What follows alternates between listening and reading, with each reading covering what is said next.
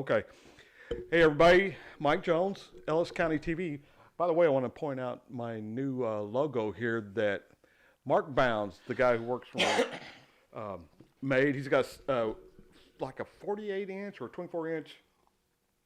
You get some feedback in your headphones? No, I'm good. Okay. He's got a CNC machine is what I'm trying to get out. Good. My stepdad sells them. Oh, does he? Yeah, he's a machine tool salesman and been doing it for 50 years. I'd love to have one, but you know I how it is. I got a story about that. I'll tell you one day, but go ahead. Well, let's get to why we're here. Again, thanks everybody for joining Ellis County TV. I have a special guest, Brian Ingram, digital forensics guy that was involved in my case, and we're going to discuss how he got involved in the case, what he found in the case, and where we went from that. And Brian, thank you, sir. No worries, man. My pleasure to be here. Hello, Ellis County.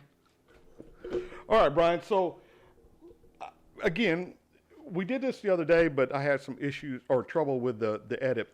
Tell them who you are. We did this the other day, and Rodney Ramsey was here as well. And anytime you get me and Rodney Ramsey in the same room at the same time, things tend to break down fairly rapidly. Well, I thought you were going to say it's his fault. No, it's not Rodney's fault. It's both of our faults. All three of our faults. It was. We had a great time. Yeah, we get to horsing around, but it was not suitable for what your purposes are. Right. And if y'all haven't figured out that we're trying to make this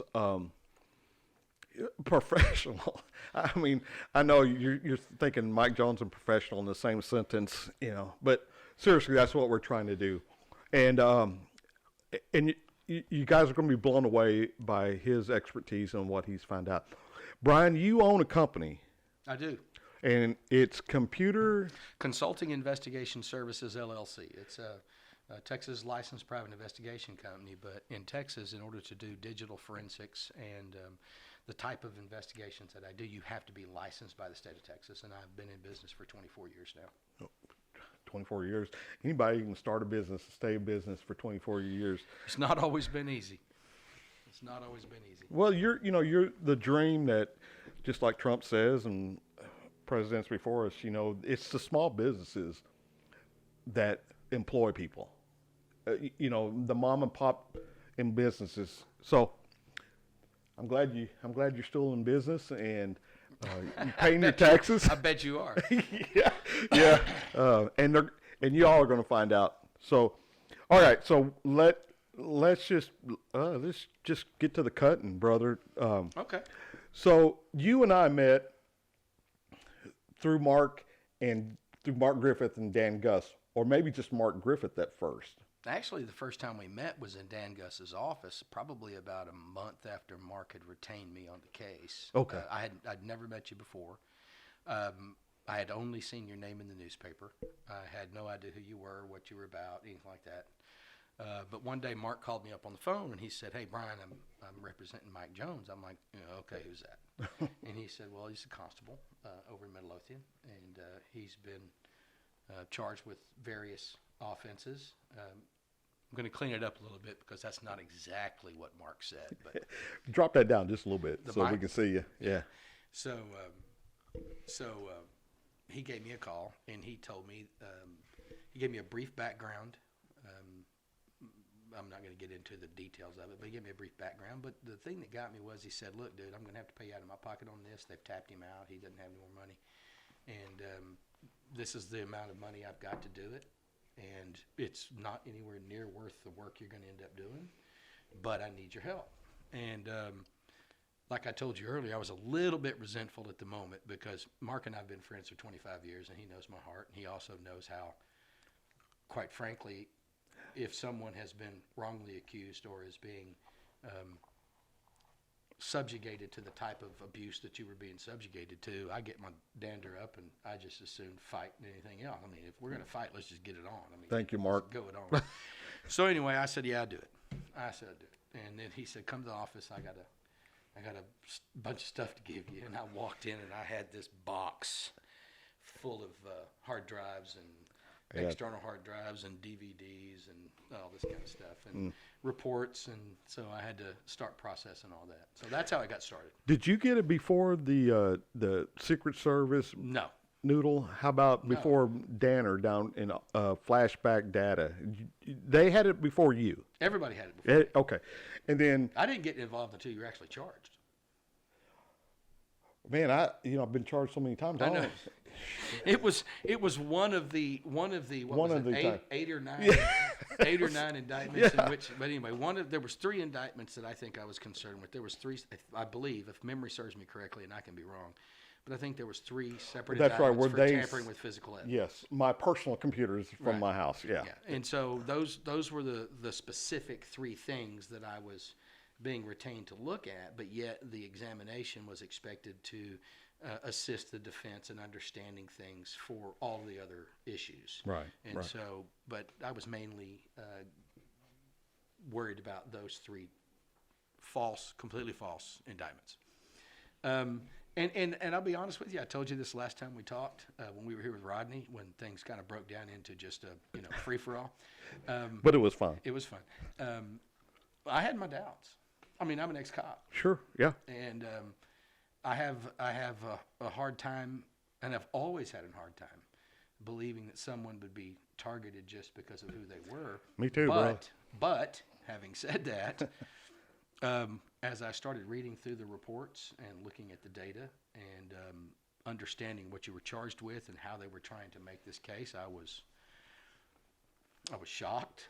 I was flabbergasted, gobsmacked, as my British stepdad would say, because it was just total BS. I mean, it was just complete BS. And they made so many fundamental mistakes. Do you think they made mistakes, or do you think they cared? Let me rephrase that. I'm going to be real careful about that. I don't know which one it was. I do know this. Okay. If you're in my business and you make the assertions that were made in those reports, and you don't have something that you can point to as an aha smoking gun that says, this is why I believe this conclusion that I've drawn, then it's irresponsible, and it's not the best practices, as we say. So those 2 prior forensics guys that I just mentioned, a task force guy, I think he's assigned to the Secret Service out of Carrollton. And I know those Secret Service guys are good people. Yeah, but even this guy on the stand, he had the same feeling that normal people have. Like, he was looking at me like I was a criminal. Because in his mind, he's a cop too. There's no way a DA's office would do this to somebody in 2016. And I'm giving him the benefit of the doubt. The other dude is Matt Danner from Flashback Data out of Austin. He's just an idiot, and I'm not.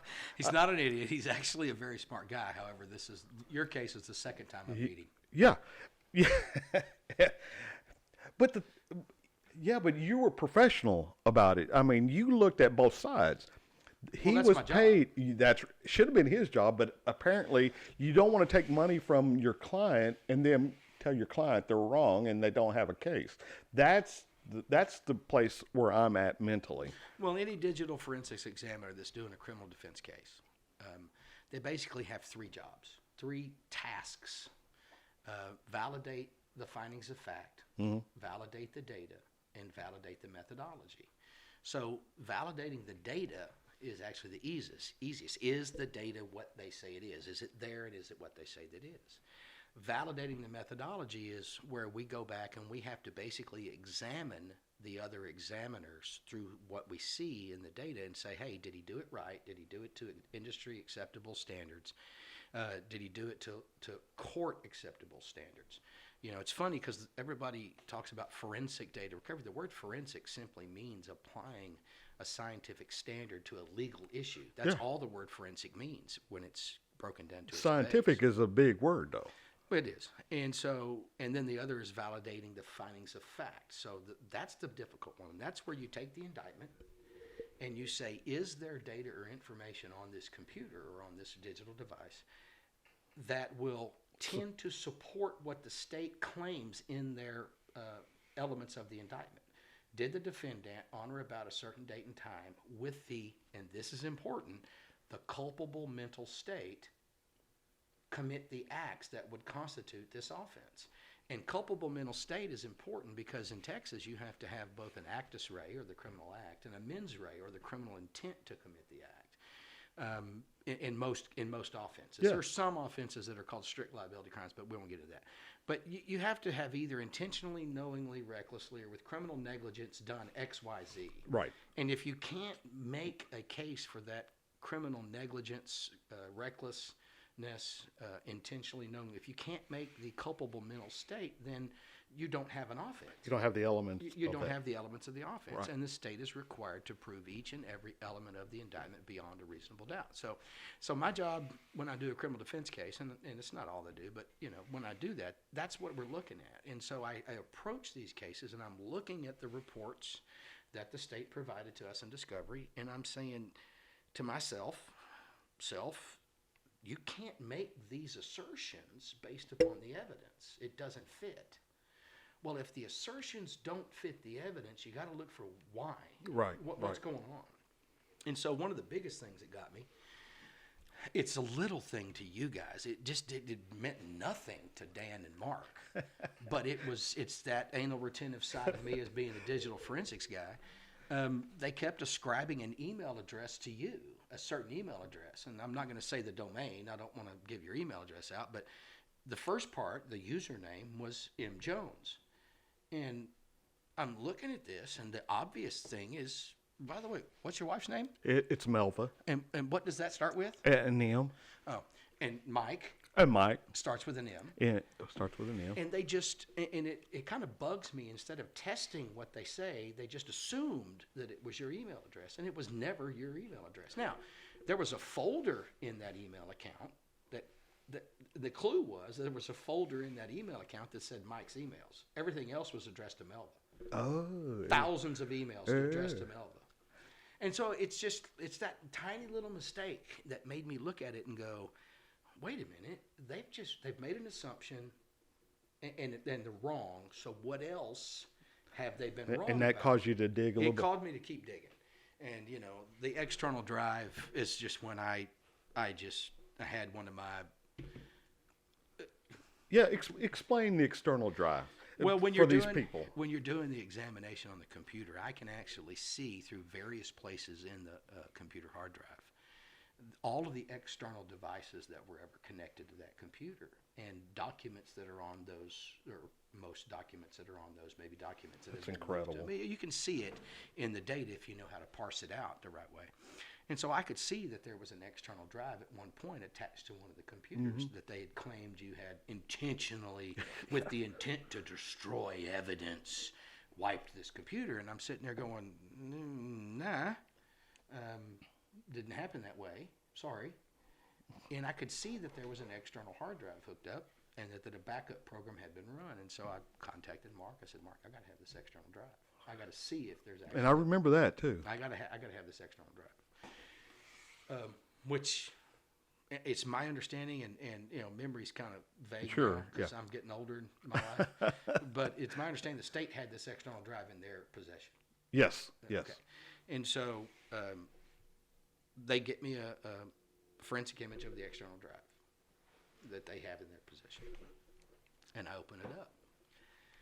And there's a backup that was originally made on April 16th. To that. 2016 for that computer that they said you deleted everything. Well, they claimed that you deleted everything on May the 3rd. And so if the backup was made only on 4/16, it would predate their theory of the events and it would be irrelevant. The problem is the backup software that came on the external drive is what you used, and it makes what's called an incremental backup. And that means Automatically. the first time you run it, it makes a backup of everything that you tell it to make a backup of. Yeah. The next time you run it, it only makes a backup of things that are new or things that have changed from the previous backup. And so while the date on the actual backup was 4/16/2016, the date of the most recent complete backup was 5/3/2016, which was the date they claimed that you committed this heinous, egregious horrible violation of the law. And so I started looking in it, and I remember the other examiner, and I'm not saying his name, you can. I mean, he's not a bad guy. He just Matt Danner he was sucks. he was just wrong in this case. But he had testified that all of the data from the computer that would tend to support and explain or prove that you intentionally wiped XYZ was deleted when you reformatted the hard drive on the computer. And I was like, well, no, it's right here. It's right here. And so what I did is I made the spreadsheets. I didn't actually export all 30,000 files, but what I did is I made spreadsheets that showed that, yes, this backup was made on this date and time, but there was a subsequent backup that was made that added files to the original backup. So while the parent file was created on 4/16/2016, there were over 30,000 files. I sent you the spreadsheets. There was over 30,000 files that were created on 5/3 in the new backup, and including the exact things that he said you deleted that were important, which were the temporary internet files, the internet history, all this. It's all backed up in there. Well, it's all there. Yeah, it's all there. And Dan questioned him. I'm sure Dan got the questions from you.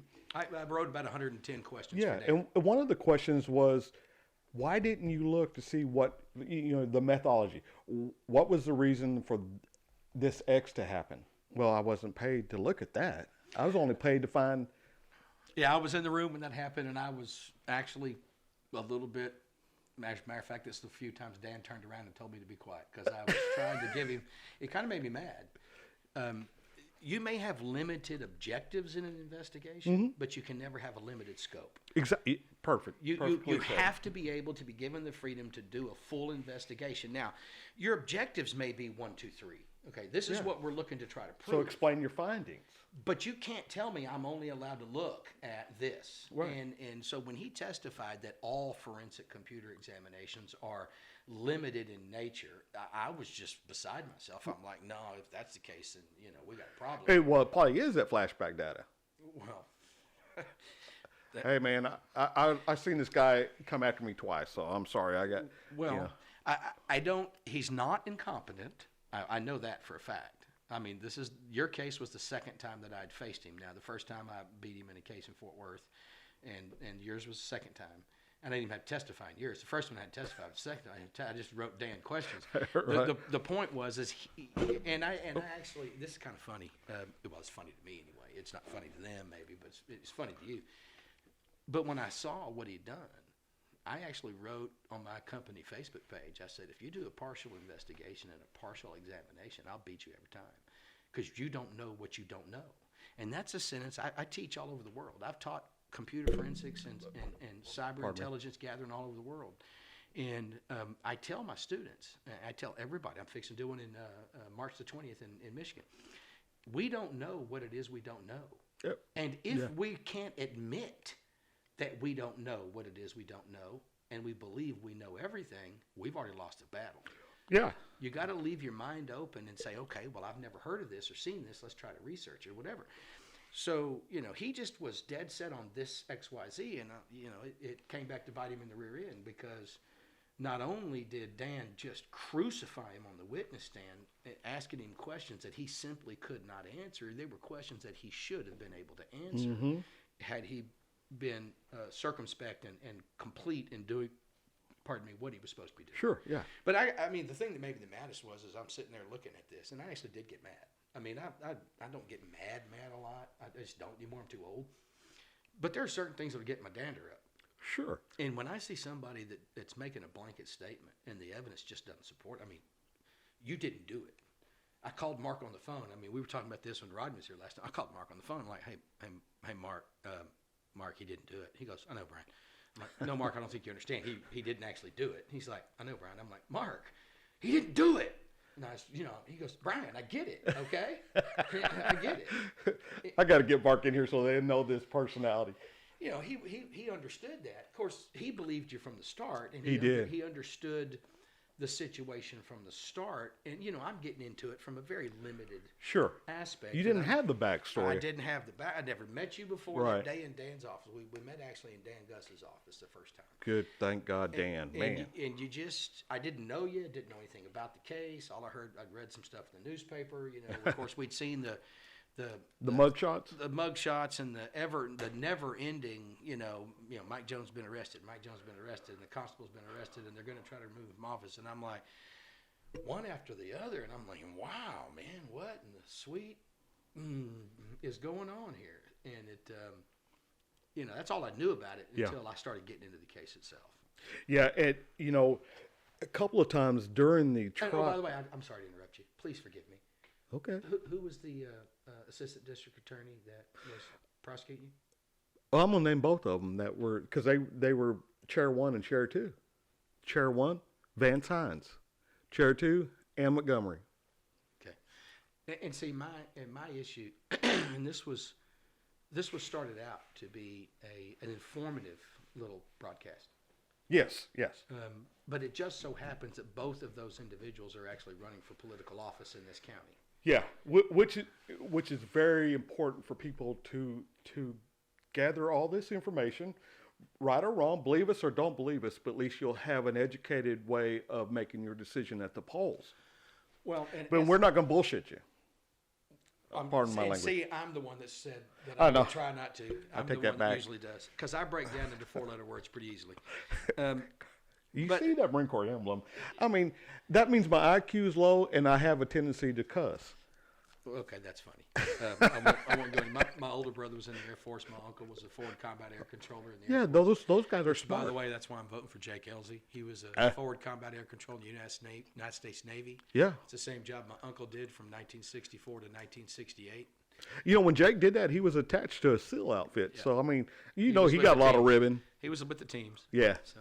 I'm sure they kidded the shit out of him. He probably had to go through a selection course to get selected to actually go on the ground with the teams. Yeah, it could. I mean, that's way out of my wheelhouse. I'll ask him tonight when I'm at the fundraiser. There you go. I'll see him tonight. Anyway, so I'm voting for Jake Elsie, by the way, if anybody cares. But anyway, so these two people that I really do not have any personal disagreement with. I know you do. I get that. I understand it. I'm not you. I didn't go through what you went through. Right. I personally do not have anything. No animosity. Animosity at all with Ann Montgomery or Vance Hines. As a matter of fact, my son is real good friends with Vance Hines' daughter, Chesley. But having said that, like Rodney said the other day, who's the best qualified for the job? And so I had to look at my selection process based upon my own personal interaction, and your case was a big part of it because, quite frankly, Dan Gus, Mark Griffith's entire team, Dan Gus's entire office, me, my office, which consists of me and my wife, because she's the one that I wake up in the middle of the night when I'm screaming. Thank you, Mrs. Ingram. When I'm screaming at the computer, I got you now, Yeah. Which is what happened that night. I mean, it was 2:00 in the morning. I'm like, oh my God, I got you now. Well, you like the competition too, though. I mean, you were type A personality. I absolutely started screaming, and my wife is like, would you shut up? It's 2:00 in the morning. So anyway. Yeah. And I'll tell you about that. That was on the email thing. So that was when that happened. I okay. was like, oh my God. And we're going to get there too, guys. So anyway, and so I got to looking at it, and I'm thinking, I know what Rodney said. Okay, I saw Rodney's interview with you. I get that. Yeah. I get that. And I don't want to put words in his mouth, but y'all can go back and look what Rodney said. And I posted on your Facebook page, listen, guys, I just don't think you understand how bad it actually was. The evidence was there that he did not commit the offense, and it was in the possession of the state. And it wasn't just the evidence that I found. Right. No, it wasn't. There was other pieces of evidence. There was the video that proved your exact location when it was taken. And this false statement, which, by the way, it's illegal to give a false sworn statement. Yeah.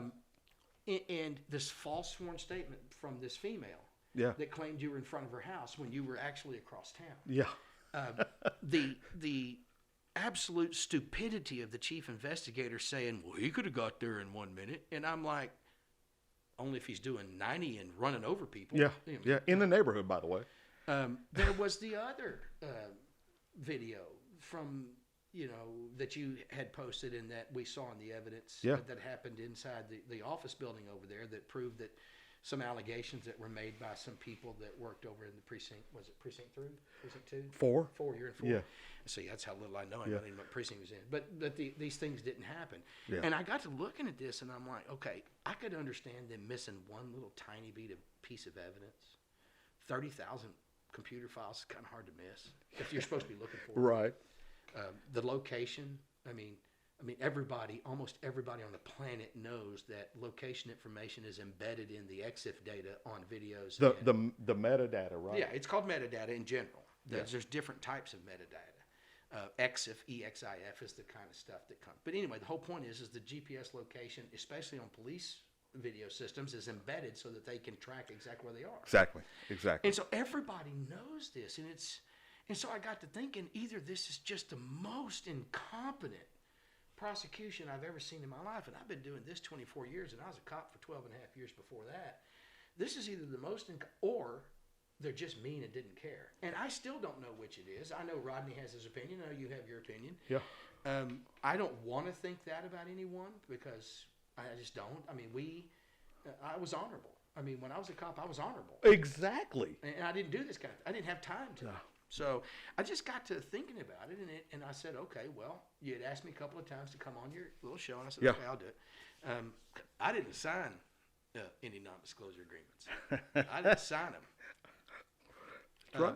And by the way, it's public record because the petition to remove Patrick Wilson from office is actually still on file in the district clerk's office. Yes. And attached to that petition is my report to Dan and Mark about what I found when I was doing the examination. Really? So anybody out there can go pick it up and read it. Anybody? Public data.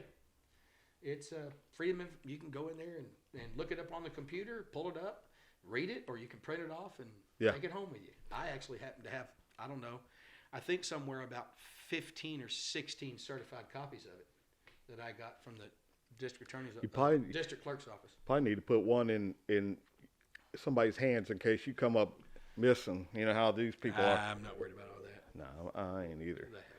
I'd better, like I told a certain DA, better people than you have come after me before.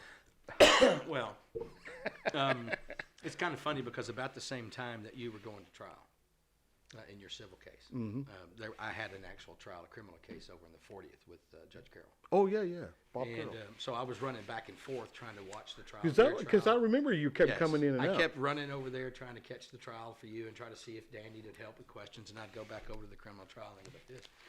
And it was during that specific trial that I was in that the defense attorney asked me a question on the stand that I had to answer because you can't lie. And it was revealed, it's basically the subject of a book I'm writing, trying to write anyway. It was revealed that for the last, from that point, from 2001 until around March of actually May of 2017, I had been assisting the FBI's Joint Terrorism Task Force with cyber intelligence gathering on foreign terrorism groups that were a threat to the United States. And they had contacted me in 2001 and asked me to help them. And I did for, like I said, 15 and a half years to help them try to find this stuff out. And so that came out in that trial. So it's public knowledge now. I mean, I can't walk it back. It's there. It wasn't something we ever really wanted. Can't unring the bell. Well, yeah, you can't ring the bell. So after that happened, I had to call my mom, and I actually went to lunch with my mother and my little sister. I've got a little baby sister who's 3 years younger than me and looks 40 years younger than me. That's Amy. I love you, but you got all the good DNA. And so my stepfather, who's a former British airborne guy and who raised me, I call him Dad. He and my mom and my sister and I were sitting eating lunch, and I had to tell him about it. And my mom was like so mad at me that she didn't know. I'm like, Mom, you weren't supposed to know. Yeah. The only person that really knew was Moms don't need to know a whole lot about what sons do because they worry too much, for one thing. And you were under, obviously. There was a little restriction on what information I was about to give, but yeah. But it all came out at the same time, and so I'm just like, okay, what the heck? I mean, if it's going to come out, let's just come out. I'm going to walk over there and watch Mike, and I'm not worried. And so my whole point is, And like, again, I don't have anything against her opponent. I mean, her opponent has been polite to me in public recently. I think only because she's running for office, because that's just my opinion. Yeah. But she's been polite and cordial. Sure. And I'm going to be polite and cordial. Yeah. I mean, even with somebody I don't like, I'm going to be polite and cordial. I'm going to be respectful as I can be, unless there's a time to not be. Yeah. You don't have to respect somebody to be nice to You somebody. don't. You can be nice. You can just be nice. And so I don't have anything against that person, but I just think that Julissa Martinez is right now positioned perfectly by God to be the person we need to help change the attitude, the culture, the entire way that the Ellis County District Attorney's Office is working. I firmly believe in a veterans court. Oh, yeah. And as we're talking about it, there's a lot of people that don't understand the whole veterans court process. And the veterans court is not, and I want to make sure you understand what it is and what it's not. The veterans court is not a freebie on criminal activity. What it is it's an alternative way to resolve these disputes that helps the veteran handle it. They still have criminal responsibility, but they get to participate in different programs, treatment programs, socialization programs that help them readjust back to our society, because PTSD is a real thing, and we have asked these men and women to participate in the longest war in the United States history. And these people have come back over here, and you can't go do that job. You cannot go do that job and not be affected by it. I will tell you, from 12 and a half years as a police officer and from doing what I did, unfortunately car wrecks are horrible, and I've picked up a lot of dead kids. I've worked homicides. And that sometimes those are horrible. Well, all the time they're horrible. My point is that if you can imagine what a police officer sees on a daily basis, I want you to take that and I want you to amp it up to an exponential level to what our soldiers and sailors and airmen and Marines, and both genders, female and male, are seeing out there on the battlefield every day. Yeah. And we owe it to them to provide them a way to restructure their lives and reintegrate into society, but still seeing to it that the interest of justice is met and that the justice system is honored. So it's not it's not absolving them of criminal responsibility. It's not saying, okay, you get a free pass for doing this or that. What it is let's find a way to resolve this legal dispute in a way that keeps the interest of justice, but also helps this veteran to reacclimate. Yeah, we owe it to them. Citizen. We owe it to them. We absolutely owe it to them. And the current administration in the district attorney's office has been dead set opposed to it, as if somehow they're not worthy. And you know what? That was one of the things that just lit my fire, because we do owe it to them. Absolutely. Absolutely. Those guys, they're going overseas, Brian, over to Afghanistan 8, 9 times by now. You mentioned I actually know somebody that's deployed 10 times. Yeah, see, and each time these guys go, they go, when is my luck going to run out? Yeah, when's my number getting called? Yeah. Yeah, when I'm getting called. Yeah. So they have to leave their family. They don't know. The odds are against them at this point. And so that mentally, it's like a cancer. Well, I'm going to tell you this, and I don't know how feasible this is, but this is something I've really been thinking about for the last week and a half, 2 weeks. Excuse me. Got a horrible cold, guys. It's not coronavirus, or I wouldn't be here. Jake Elsey deployed. He deployed as a commander of the United States Navy. He was attached to the teams. His job was a forward air controller. Yeah, and he was also, during that time he was CAG, we call it CAG. He was air boss on, what did he say, Nimitz? Or Roosevelt, whatever. But so, I mean, he's a Super Hornet pilot. But he's been deployed. But he's been deployed. And so, as someone that's been deployed, as someone that has comrades, has friends that were in the teams and other units, more than likely. Oh, yeah. I plan on talking to him tonight about this. I want somebody to introduce a bill in the Texas legislature to make veteran courts mandatory in the state of Texas. Because right now, each county can decide on its own. And our county, Ellis County, has let our veterans down. Yeah. Our district attorney's office has completely acted like six-toed inbred swamp twats when it comes to this. There's no logical reason why you should oppose a veterans court. None. None. And for whomever the specific individual is that has opposed for years and years a veterans court in this county, you now know exactly what I think about you. You're a six-toed, inbred swamp twat. Okay, I'm done. That's about as nasty as I'm going to get. What he said. Yeah, and Anything else you want to ask? yeah. I'm sorry, everybody. Good thing about these interviews is I get to learn about people as well. And so, I'm glad that I got to know you. I'm glad you were on my side and not on Danner's side. Yeah, and I don't like Danner. I don't like flashback data. Did you know how much they ended up paying him? Not until after it was all over. What do you think about over $20,000? I mean, I'm just saying. Let me explain something. I'm just saying, though, you have to understand. He was given a specific set of Yes, instructions, yeah. and he followed those instructions. Sure. However, I have had this conversation with, because I've done work for criminal defense attorneys. I do civil, stuff. Yeah. But I've also done work for district attorneys' Sure, offices. yeah. I mean, I've done some work for El Paso County. I've done some work for other municipalities. If a client gives you a set of instructions that is detrimental to actually finding the truth, it's my ethical obligation to say, no. See, here's what I'm going to do. Right. This is what you've asked me to do. This is why you're wrong. And this is what I'm going to do if you want to hire me. If you don't want a full, complete investigation done, don't hire me. And I've said it a lot over the last 24 years. Yeah. No, and of course, And so they got what they paid for, but they paid for what they got.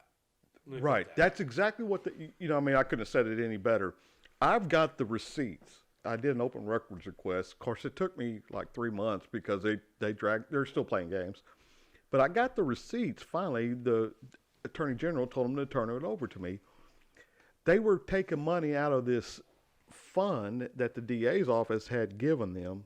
Let's just, for hypothetical reasons, let's say they deposited $5,000.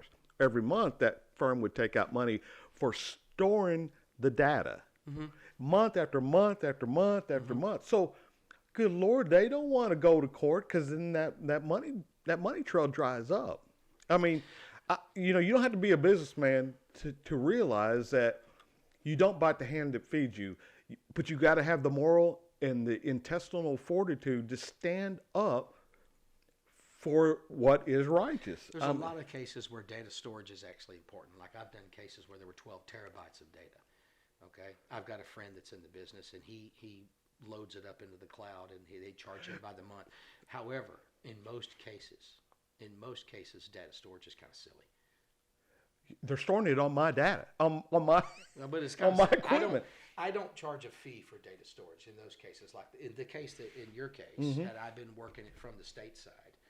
You do the investigation. You dump all your results and your reports onto an external hard drive. You take your forensic images, you store them in your evidence locker, and you walk away. And I tell people I will store them until the case is over. And it's part of my fee. Now, I'm not saying he's wrong for doing that. I understand that people that are not in the business see that and look at it kind of weird. But there are cases where it's appropriate, where there's vast volumes of data. But there's also cases where it's just silly. Yeah. No. I think in your case, knowing how much data was there, now it doesn't mean there was 4 or 5 computers and stuff. But in my world, that's really not that much data. Right. No. In their world, it shouldn't be either. It's not that much data. And it's stored on my equipment. They didn't put it on no cloud down there. I did a case in Kentucky, in Frankfort, Kentucky, in which there was 12 terabytes of data. Now that's a whole lot of data. Yeah, that's a whole lot of X's and O's, brother. There's a whole lot. So I mean, or ones and O's or something like that. And that one was a criminal case, and it was what we call a restricted access investigation. So I couldn't take any of it with me. I had to do it in the Kentucky Attorney General's office. I was there for like 7 days. Wow. And had to leave everything there, but take away reports. I could take away reports, but I couldn't take away any data. So the last thing we want to talk about is email. Do you want to just touch on that? Well, I mean, one of the aha moments, that 2 o'clock in the morning thing where I'm going to the Discovery. And waking your wife up. And waking my wife up, bless her heart. Lisa, I'm sorry. Hi, Lisa. Thank you. I get this DVD with these screenshots on it that the state is going to use to make some point Yeah. about how bad a human being you are, I guess. And I'm looking at the screenshots, and I realized they were these screenshots were taken from inside your email account. And it stunned me. And then I opened up the metadata to the screenshots. And the screenshots metadata, the PDF files and the other, showed the name of the computer that was used to make the screenshot. Are you willing to say the name of that computer? I mean, it's totally up to you. Well, the computer's name, and whoever's operating it, I don't know, but the computer's name, it said Patrick Wilson. And we all, and in case y'all don't know who that is, that's our current district attorney. Now, what's the legalities? Are you familiar with the? Well, Title 18 U.S.C. Section 2511 makes it a felony to unlawfully intercept wire, oral, or electronic communication. And Title 18 U.S.C. Section 2701 is the unlawful access to stored communications. Texas has 2 penal code statutes that mirror those wordings exactly, and that's 16.02 of the Texas Penal Code and 16.04 of the Texas Penal Code. Now, I know it because I've done hundreds and hundreds, probably thousands of investigations over the last 24 years that have dealt with those specific offenses. Well, let me ask you this. Let me just be on the other side of the fence like it didn't happen to me. Maybe being a district attorney, he didn't know the law. Does that make any sense? Well, that's kind of scary. Well, is he not the highest guy in the county for knowing the law? Well, it's supposed to be. But so what I did is I started looking for any search warrants. I mean, I went through all the discovery. How many did you find? 0. Called Mark, called Dan. I said, hey, guys, I got news for you. I mean, these screenshots, these pictures that they submitted as evidence, they were taken from inside Mike's account, and they were taken from inside Mike's account on a computer. The computer's identity was Patrick Wilson. And, you know, here's I'm writing a report, but is there a search warrant somewhere I don't know about? Yeah. Well, no, Brian, there's no search warrant. Okay. Is there a wiretap order under, provisions of the Code of Criminal Procedures because you have to have a wiretap order. And it's a limited in scope. See, here's the deal about wiretaps. That's right. You got to get a special order from a special judge in each region, the way that the Code of Criminal Procedure reads, to ongoingly monitor communications. So if they were tapping your phone and people think, oh, okay, I get that's a wiretap. Well, to ongoingly monitor your email, they have to have a wiretap order too. So absolutely. There wasn't a one-time search warrant. There wasn't a wiretap order to monitor your email. Nobody could find one anywhere. I made my report, and that was the point that report was attached to the original petition to remove Patrick that your attorneys filed. And I'm just telling you, dude, I was absolutely floored because I may not, and I want to be truthful and honest here. I'm not a fan of Patrick's. I mean, we're not, hanging out at the park together and having lunch and sharing showers. I'll be nice to him. Sure. I'll be cordial to him, but we're not friends. We're not friends. But I was even shocked at the level of stupidity that it took to do this. Do you think it's stupidity or arrogance? Well, I know Rodney clearly said what he thought it was. Personally, I'm just a little more circumspect about that. Or reserved, maybe. I can't imagine any human being that stupid. I just can't. Not if you're the district attorney of the county. Because there was an existing attorney general's opinion that was easy to find. Easy. That said only the elected head of an office, the constable for precinct 4, and the constable for precinct 2, and the constable for precinct 3, y'all are elected heads of office, and you are the only one that can give permission for your your office's email to be monitored. Without a search warrant. You can give permission for it in that search. But having said that, if they did not get your permission as the elected constable, and no warrant, then they had to have a search warrant, or they had to have one of those wiretap orders. Each instance is a second-degree felony. Well, that's the thing that people don't get is that each email that was intercepted. Each email that was intercepted is a separate offense. Yeah. Each email that was read, and there were over 3,000 in your account. I can remember that number. I think it's like 3,300 that I counted. Second-degree felonies, but Mike Jones used a cell phone. Watch out, everybody. No, I laughingly say there's a limited in scope on a search warrant for a wiretap to begin with. You have to have probable cause of certain offenses that are listed, and it's a short list in there for a judge. And you have to prove this to like you said, a special judge, and then the judge can authorize a tap or an intercept. But It's not supposed to go on for 3 months.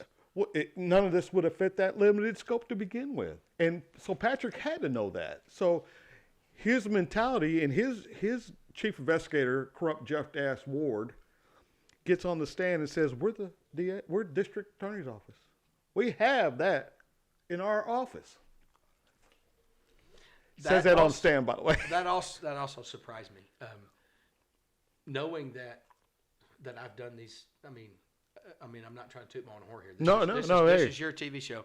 But back in 1998, I actually wrote a book on email tracing. I invented the first tested codified methodology to trace emails. And so emails and high-tech investigation has been something I've been in for a long time.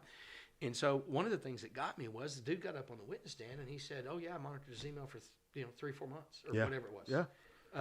And I'm from February to May. And I'm sitting there, and when he said it, I was in the courtroom, and immediately I thought the judge would like read him his rights, or the district attorney's office would stand up and say, "Well, I'm sorry, did you have a warrant or whatever?" I thought that there would be some immediate repercussions, and everybody acted like it didn't happen. Yeah, like, oh, okay, whatever.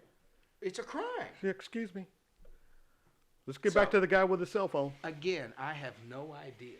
And I know that everybody else that you've talked with about this, well, not everybody, but I know Rodney Ramsey has expressed his own opinion. And Rodney, I love you, brother. I mean, and Rodney's he's got this much. Dan gave him everything in my. I know. I got you. Case. And it's okay. I'm not disagreeing with you, and you're a zealous advocate for your clients, and you have a strong opinion. And you're a good man. And you are a good guy. I've known him for 20-something years. Maybe we'll get him to buy us dinner. I just don't know. I just don't understand why this all started. I was never involved in all that, and so I don't get it. But here's what I do know, and to me, and quite frankly, to me, it's irrelevant. Well, it's not irrelevant to you because you lived it. It's irrelevant to me because I was given a task. I performed that task, and that task was able to help you exonerate your name and clear your name and clear your honor, which and your family honor. Meant the most to me. I will tell you, though, that I still look back on this and I say, how can any two human beings not have known with all of that evidence in their possession? And so that's why, for me personally, where the rubber meets the road, as my mama would say, Julissa Martinez is the only candidate that you could possibly want to choose for district attorney. Yeah. Joe Gallo is the only possible, viable, intelligent decision for judge of the County Court at Law 3. Because only people that have seen the horrors of the system know how to protect your rights from the system. Right. And that's just my gut. No, that's my gut. Well, it's also your oath. I mean, I'm sure you took an oath to be a police officer, and I'm sure you're like me that has no. I think I killed mine. Is it on? Yeah, it's on. Oh man. I hit it with my knee. That's cool because now that feedback I was getting. That's my touch, dude. I got the Midas. I got the Midas touch. Wow. Still works too.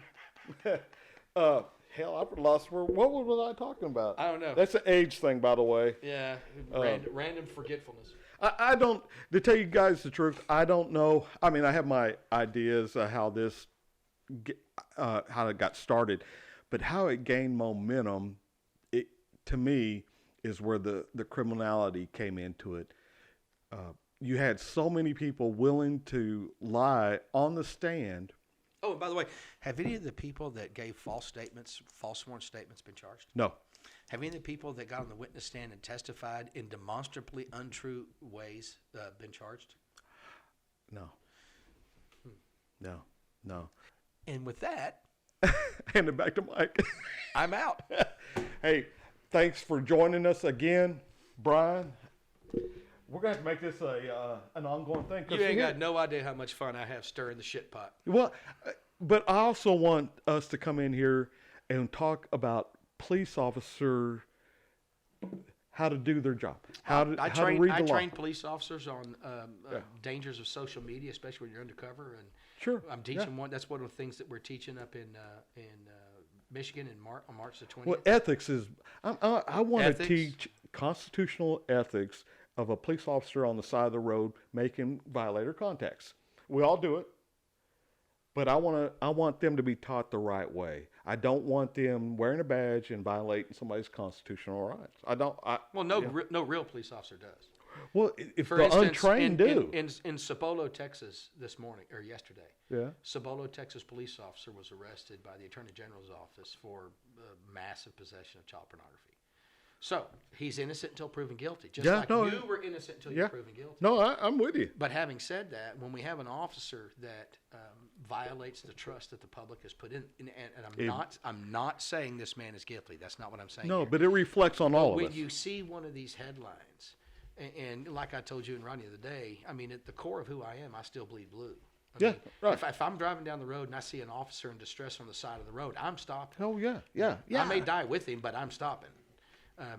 But I still believe in holding us to the standard. The police, the state have to be held to that constitutional standard. Absolutely. Because we all want that. Even good police officers want to be held to that standard because it makes them better. Well, and it makes our collective occupation safer if we are not corrupt, if we don't violate, as a rule of thumb, if we don't violate or if we don't profile, it makes us safer that we just stick with the offense that we perceive that happens, and then we treat that person. Go ahead. Let me give you a little stat. All right, come on, me. In 1986, there was a study done. I've been a police officer. Well, I still actually have my license. It's inactive, but I still have my peace officer's license, and it's so old it's got my social security number on it. They don't do that anymore.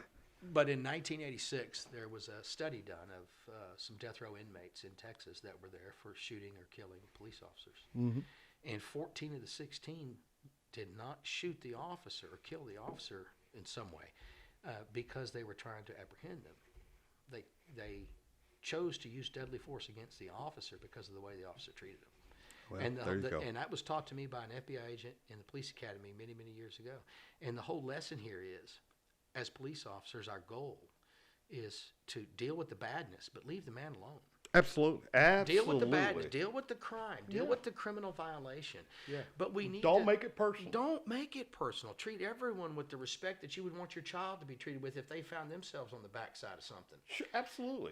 That doesn't mean we condone that behavior. That doesn't mean we condone criminal behavior, but it does mean that we, and I'm not a policeman anymore, so I'm kind of shouldn't be grouping myself in that, but our law enforcement officers have a very difficult job, and it's very easy to become emotional. It's very easy to become passionate, but through training, through education, through proper leadership, we can indoctrinate. Peer review. We can absolutely drum into the minds of the officers and prosecutors. Deal with the badness, leave the man alone. Just deal with that part. And the tie goes to the runner, And so guys. that point would be, and the point I say that would be for this, don't call up a bail bondsman in the middle of the night and say, I hope you got your money because I'm going to bankrupt him. I mean, that just, I mean, when I heard that, of all the things That was came Ann out- Montgomery, by the way. of all the things that came out of your case, that, even though I'm a digital forensics guy and I just thought that the other side's digital forensics were horrible and their conclusions were stupid, that was the one thing Validated what everybody thought. absolutely blew my mind. Yep. That someone would call up a businessman whose business it is, and Dusty Autry's an honorable guy. Yeah, absolutely. Thank God. He's not like I like criminal guy. Right. He just has a business Right. to provide bail bond services, which are constitutionally guaranteed under our Constitution. Right. And to call him up on the phone and say, I hope you got your money because I intend on bankrupting Mike Jones. I'm like, Jesus Christ, man, where did that come from? Yeah. That blew my mind, dude. No, of course, we didn't find out about it until after the case was over and Dan was having lunch with Dusty Autry. And then, of course, I blew up, man. Once I found out, I was like, well, she held true to that freaking statement because they absolutely. I sold my dad's vehicle. The only thing I got from my dad when he died. Oh, I know. So I can't get that back, Brian. You know? And by the way, I'm responsible for the content of my own mouth. Most of the time. Or you mean our views not necessarily in line with ECTV? No, I know who you, and the previous conversation we had, I'm endorsing Julissa Martinez for district attorney. Okay. I'm endorsing Jake Elsey for Texas House of Representatives. Rod? I am endorsing Joe Gallo for judge of the County Court Law 3. But I've already voted, and so I know how I voted. Yeah, me too. And you and I differ our opinion on who should be sheriff. Sure. Not because I have anything against that person. It's just a personal But you preference. get one vote for sheriff. I get one vote, and you get one vote. That's right. And like I tell my child, my oldest child is considerably more liberal than I am. Yeah, mine is too. And he jokes with me at times about, Dad, does it bother you that my vote cancels out your vote? And I've told him this about 8 years ago now, the first time he voted.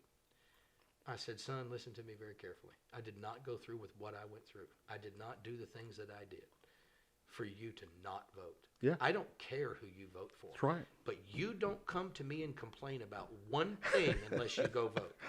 Right. That's right. So I don't care how you vote. Yeah. And I don't care how you're not going to be friends even if we disagree on sheriff. And that's it. Because we're grown damn men. Yeah. And we don't fight over stupid shit like that. No. You don't think like Mike Jones. Mike Jones don't think like Brian Ingram. 9% probably, 10% no. He's got a different opinion. But that's what makes this country great, is you have the opportunity to vote for whoever the hell you want. And guess what? We can talk about it like grown Yeah. men in a cordial, polite, respectful way. Yeah. You know, you've made your case to me off the air the other day. I acknowledged to you that I wish that some of those things that you told me had not happened. Yeah. You know, I get And I'm that. going to tell you all that later. I get that. You know, the whole communication thing, I think, maybe broke down. But to me, sometimes it's like making sausage. And so you like the sausage, you just want to see it made. You don't want to see it made. I think the person I voted for has done a pretty decent job, and he's modernizing things. And there's some changes that did need to be made. That doesn't mean I'm right. That's just my opinion. Sure, yeah. You know, and It's your vote, dude. It's your opinion. It's your vote. That's right. And yeah, I'm like you. I make no apologies for who I vote for. I mean, I do my due diligence for me. And oh, by the way, Paul Perry, I actually did vote for you. Just for the record. I Yeah, know. I did too. Surprised you didn't. Hey, speaking of, guess who's going to be on tomorrow? Well, who'd that be? Richard Rozier. Mr. Rozier had a campaign worker come to my house And rang my doorbell. yeah. And I have a very large dog we call Penny the Wonder Dog. She's really cute and sweet, but because she's so large, she has a very large bark. And so she doesn't like our doorbell. Yeah. And so we normally, just kind of don't use the front door. We go through the garage outside. And so he rang the doorbell. Nice gentleman. Very nice gentleman. He rang the doorbell, and I came out of the garage, and I walked around, and I came up behind him. I said, hello, how can I help you? And he turned around. He was real startled. He said, oh, you scared me. And I said, okay. And I'm sorry, I didn't mean to scare you. Yeah. And he said, well, I'm here on behalf of Mr. Rozier. And I said, oh, okay, well, I'm not going to vote for him. And he just kind of looked at me. He goes, wow, at least you're honest. I mean, he was like something like, at least you're honest, or that I've never had anybody be that blunt with me or something like that. And I'm like, well, I just don't want you to waste your time. Yeah. I mean, it's nothing Don't offensive. get your feelings hurt. I'm not, again, it's not that I dislike the man. I have nothing bad to say Right, about it. Not right. one thing. No, you and I are, and a lot of people are under the same opinion that if it's not broke, don't fix it. And I personally think that Precinct 3 is not broke.